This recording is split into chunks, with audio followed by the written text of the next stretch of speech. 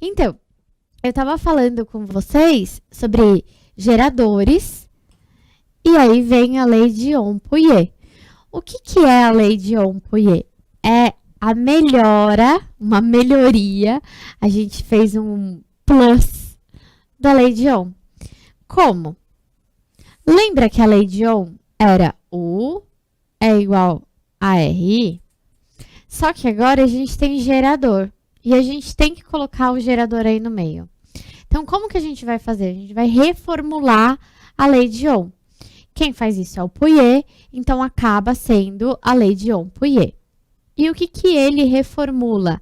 Ele fala assim, olha, o U, na realidade, ele deixa de ser U e ele passa a ser E menos resistência interna vezes I. A gente viu isso aqui, a hora que eu dei para vocês a equação característica do gerador. Aí, eu sei que eu posso ter uma resistência equivalente, certo? Resistência equivalente a gente viu hoje na parte de associação em série, associação em paralelo ou associação mista, que é o que realmente cai. Então, o que faz? Ele pegou e isolou esse I aqui e te deu esta fórmula aqui. Mas o que eu falo normalmente para os alunos, para tranquilizá-los, é assim. Esqueceu da fórmula de Ohm-Pouillet? Vai para a lei de Ohm normal, junta com a equação geral e calcula. O que ele tem na realidade é U igual a RI reformulado. Tá.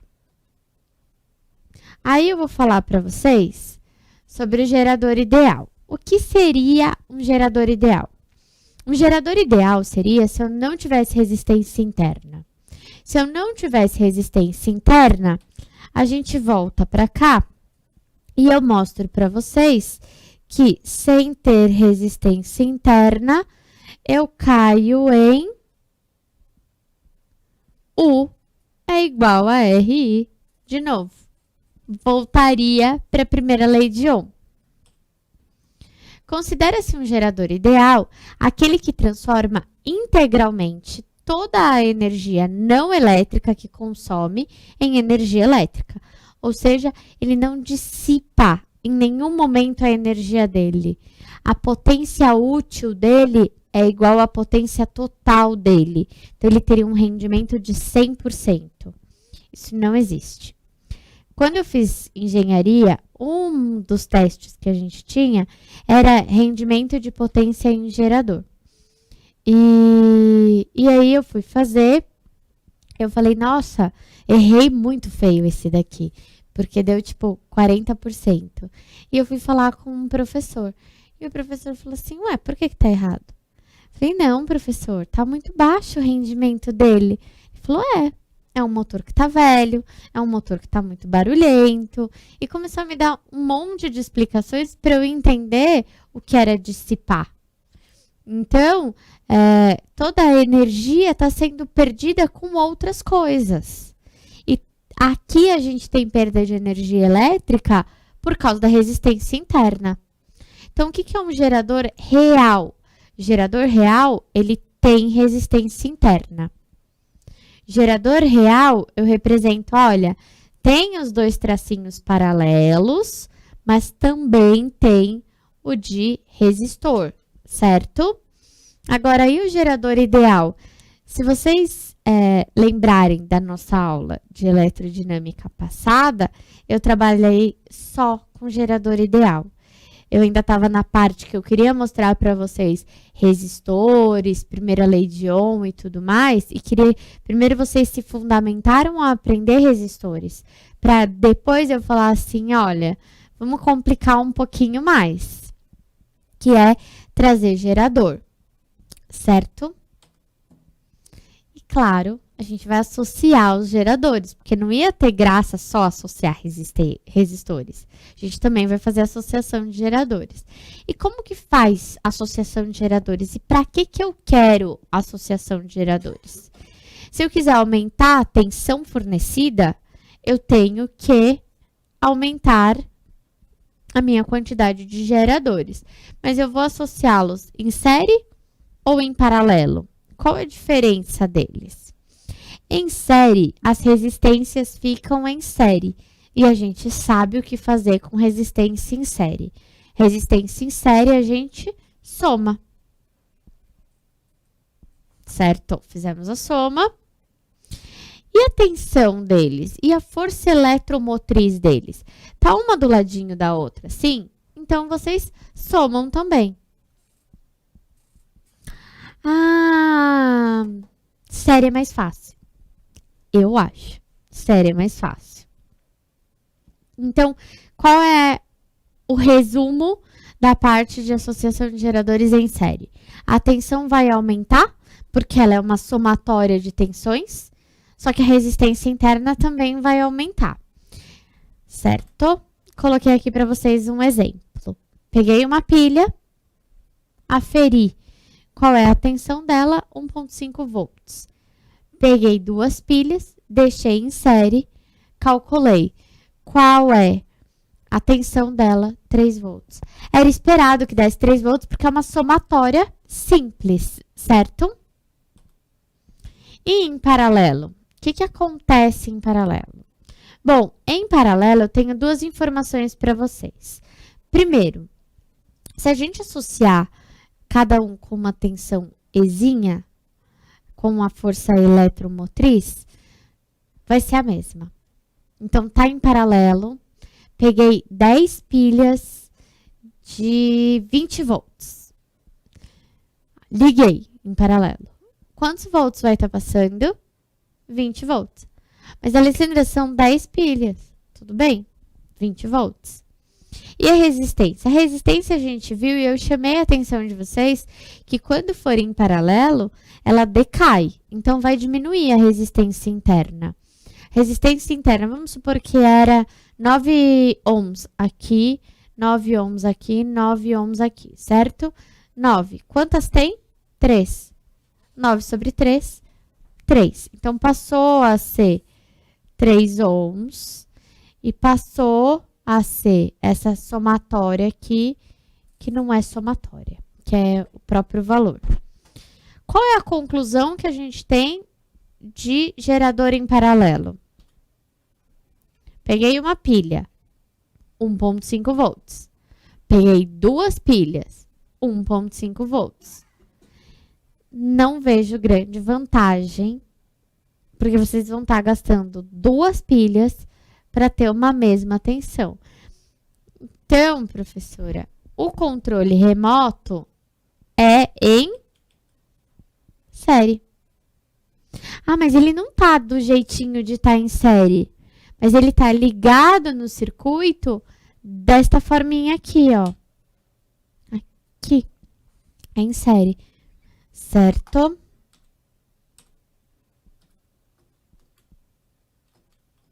Aí, para continuarmos, a gente vai falar agora sobre receptores elétricos. Porque também acharam que só resistor e gerador e ainda ia faltar alguém. Então, vem os receptores. Lembra que eu falei do alternador e do motor?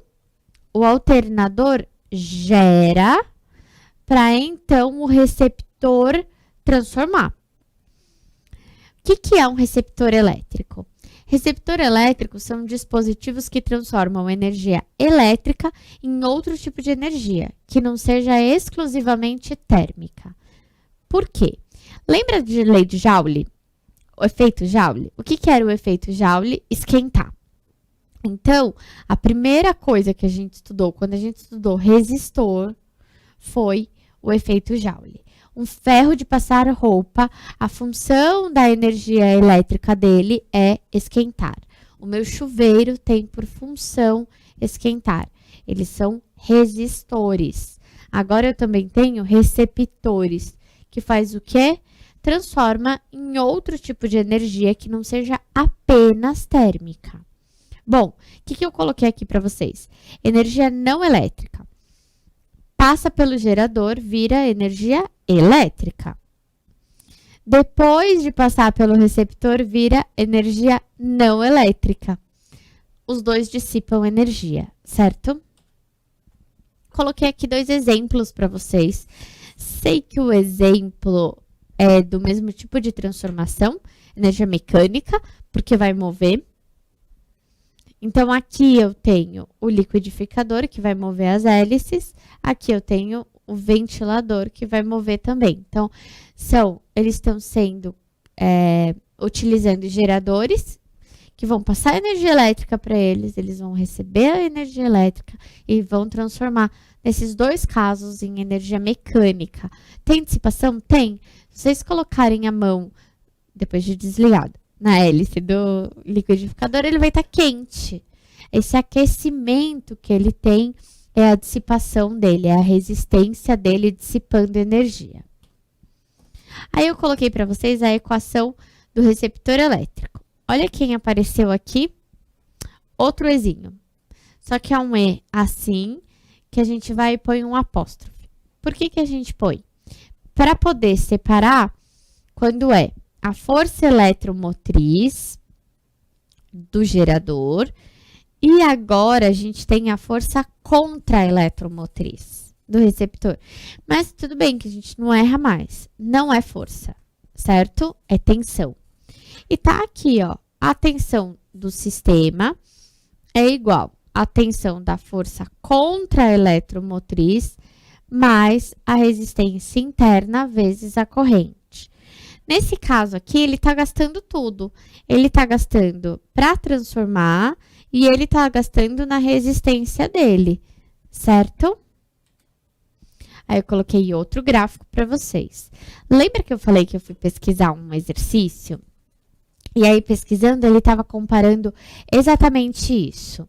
Ele estava comparando um gerador de um receptor de um resistor. E eu vou colocar para vocês a diferença na câmera documento. Bom, como era a do gerador? Ah, do gerador eu lembro, olha aí. Ela começava alta, era decrescente e ia até a corrente de curto-circuito.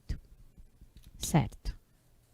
Então, olhei algo que começa com um Ezinho e vai até a corrente de curto-circuito. Gerador. Aí, eu olho para algo que seja assim. Começa no 0, 0. Então, quando não tem nada, ela não tem corrente, certo? Quem é isso? Resistor. E eu vou ter o caso de quando ele não começa do 0, mas ele é crescente. Quanto maior a corrente, maior a tensão. Como é o nome dele? Receptor.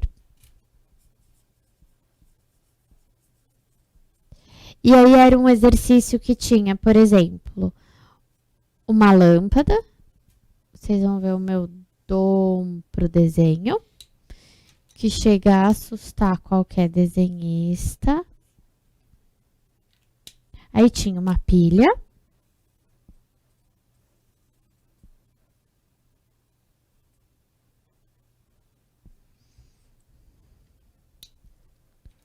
E tinha um receptor que vai ser um motor.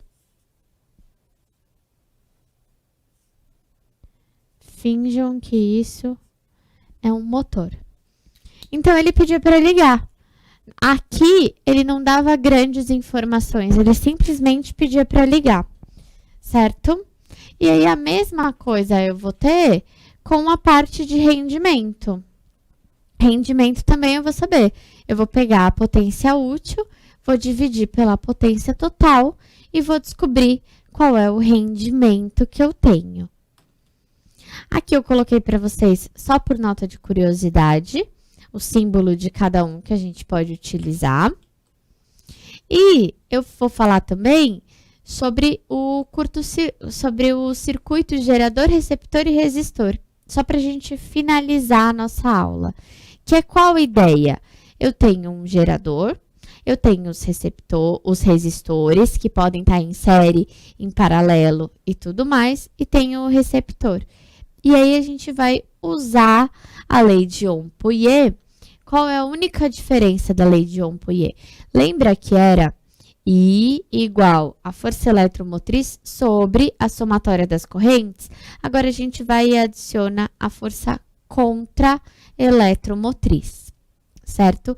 Então, só se atentem, se tiver associação de gerador, faz primeiro a associação de gerador, aí monta um novo desenho, faz a associação dos resistores, monta um novo desenho, faz a associação dos receptores, monta um novo desenho. Tendo tudo equivalente, vai para a lei de Ohm-Pouillet, que vocês vão com certeza conseguir resolver os exercícios de eletrodinâmica. Então, acabei de resumir isso com vocês, certo? E eu queria agradecer e até uma próxima.